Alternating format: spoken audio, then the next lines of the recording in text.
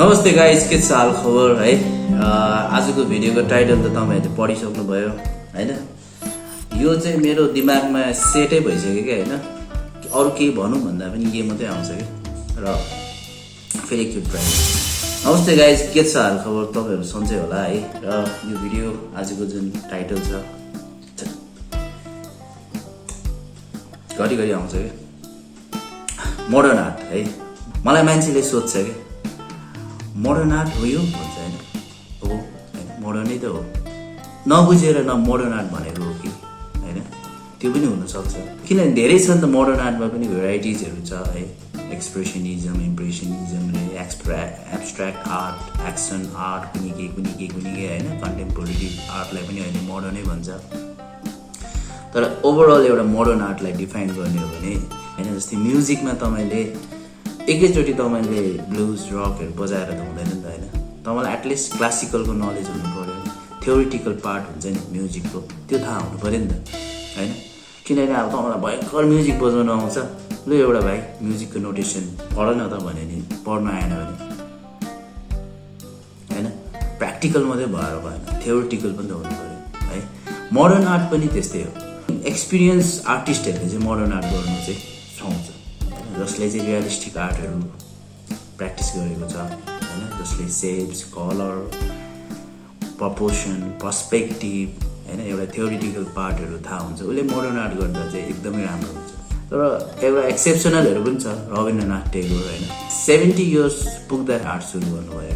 उहाँलाई अलिकति के भयो भने स्टोरी टेलिङमा पेन्टिङ एकदमै इम्पोर्टेन्ट रहेछ भनेर चाहिँ सुरु गर्नुभयो।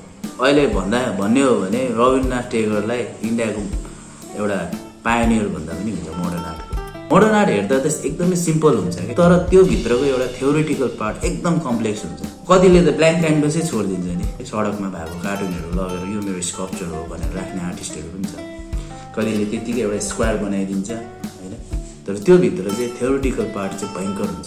त्यो भित्र थियोलोजी हुन्छ, फिलोसफी हुन्छ है, एकदमै कम्प्लेक्स थटहरु, लोजिकहरु हुन्छ है। र ब्याक इन 2005 मा मैले एउटा आफ्नै छुट्टै एउटा कन्सेप्ट बिल्डअप गरेको थिएँ। मोडर्न आर्ट एकदम सजिलो छ है, बेसिक सेपहरु छ, एउटा नानीहरुले पनि आरामसँग गर्न सक्छ। र आफ्नो माइन्डमा जुन केही अब पिक्चरहरु आयो भने सजिलै त्यो मिडियमबाट हामीले मजाले उतार्नु पनि सक्छ। एउटा मिडियमै भनौँ यसलाई हैन, जुन मिडियममा चाहिँ तपाईले आफ्नो फिलिङ्स एउटा त्यो चाहिँ शेयर गर्न सक्छ क्यानभससँग है। र हेरौँ न त है कस्तो हुन्छ आजको है। म पनि एक्साइटेड छु, तपाईहरु पनि एक्साइटेड होला है। ल हेडेड। र मैले रेफरेन्समा चाहिँ तक्दाकै सिनलाई लिएको छु हैन। यो एउटा प्यानोरामिक सिनै हो हिल्सको। र फर्स्टमा पहिला क्यानभसलाई पानीले मजाले भिजाउनु पर्यो है, किनभने कलर गर्न सजिलो हुन्छ।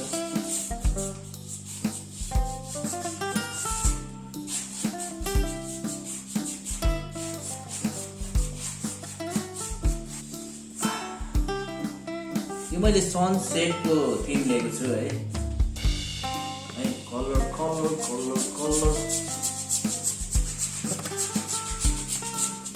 यो चाहिँ तपाईँको कलर छ ताल ब्लू र व्हाइट है, अन्त हल्का ग्रीन दिने झ्यापझ्यापे कलर मन लाग्छ है। यो चाहिँ स्काई जस्तो सोच्ने हैन, sky sky sky horizon lemon and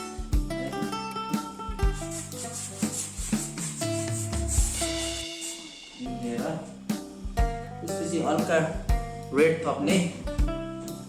रेडमा मलाई मनपर्ने रेड चाहिँ फेरि यो हो, यो अर्कै रेड हो, यसको पिगमेन्ट नै अर्को हुन्छ क्या। यो हल्का यहीँ लिन्छु म है, प्यालेटमा नदिएर। एक्सपिरियन्स भयो भने चाहिँ यसरी सक्छ भने कलर एक्सपिरियन्स हो है। हल्का यसमै कलर कम्बिनेसन मिलाइदिउँ, हल्का भाइलेटको, किनभने होराइजनमा हल्का भाइलेट हुन्छ है। व्हाइट पनि थपिदिउँ, व्हाइट पनि ज्यादा दिने, यति पुग्छ होला, यतिले पुग्नुपर्ने। यस्तो गरेर हल्का क्षितिज पारी भन्छ नि हेर्दा हेर्दै पारी क्षितिजमा तपाईँको क्षितिज भयो होइन त्यसपछि चाहिँ आफूलाई के गर्नु भन्दाखेरि हल्का डार्क गर्दै ल्याउनु मेरो फेभरेट कलर यो स्याप ग्रिनले हल्का डार्क गरिदिन्छु स्याप ग्रिनमा किनकि यो ब्याकग्राउन्ड हो त्यसैले यसलाई म हल्का व्हाइटको टिन्ट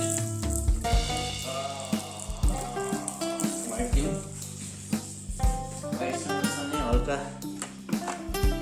ब्लू पनि दिउँ है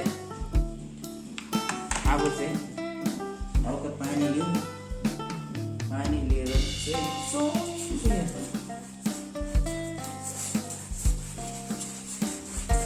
कलर मिक्सिङ चाहिँ प्यालेटमा गरेर लाउँदा पनि भयो होइन डाइरेक्ट क्यानभसमा अलिकति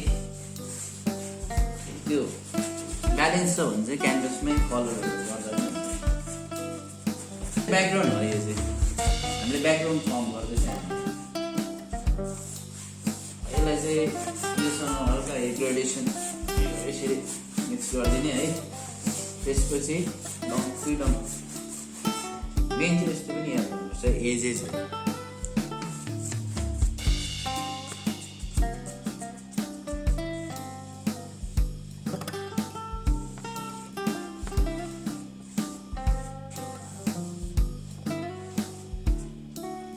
सक्यो ब्याकग्राउन्ड सनसेटको थिम भएको कारणले गर्दा हल्का रेड दिउँ होइन